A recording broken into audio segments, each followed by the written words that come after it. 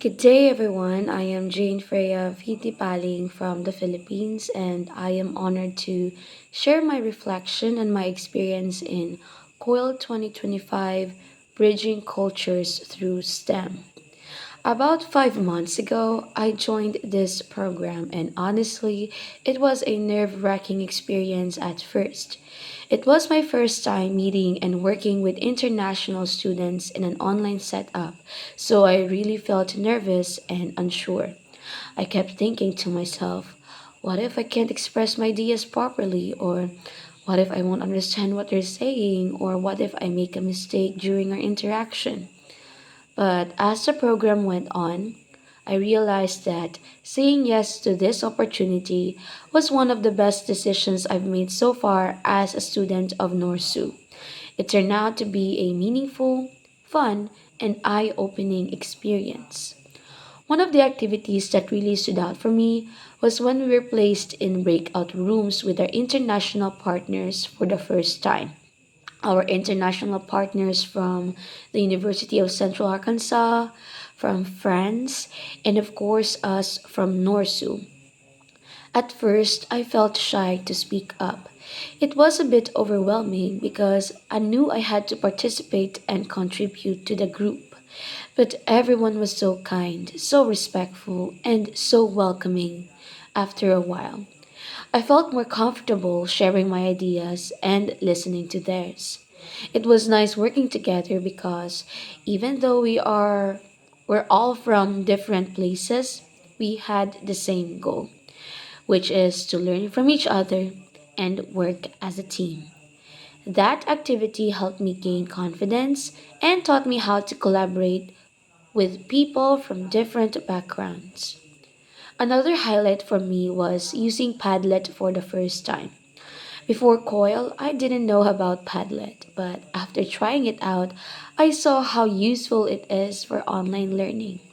It was easy to use, and it made sharing outputs and ideas simple and organized. I also like how accessible Padlet is for everyone. Also, I liked how we could see everyone's posts in real time, and it made our activities more interactive. It's definitely a tool I would love to use again in the future, whether as a student or as a future teacher. A few weeks after our first meeting, we had another task where we were assigned a Sustainable Development Goal or an SDG, and we had to look for STEAM related news that match our SDG. That was the first time I really reached out and worked closely with my COIL partners from UCA through email.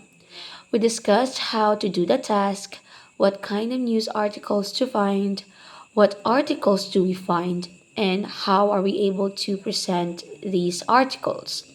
That experience made me realize that even though we came from different nationalities, we are all students preparing to become teachers. We shared the same passion for learning and teaching, and that helped us work together smoothly. One of our final activities that really left a mark on me was when we shared and compared our math lesson plans. It was so interesting to see how our lesson plans were different. What really caught my attention was how inclusive the lesson plans from the US were. They really made sure that all students were considered, no matter their learning needs or abilities. You could clearly see that inclusivity is a big part of their education system. That inspired me to reflect on our lesson plans and to think deeply of ways to make sure that our future lesson plans are more inclusive for all students. Looking back, I am truly grateful that I joined COIL 2025.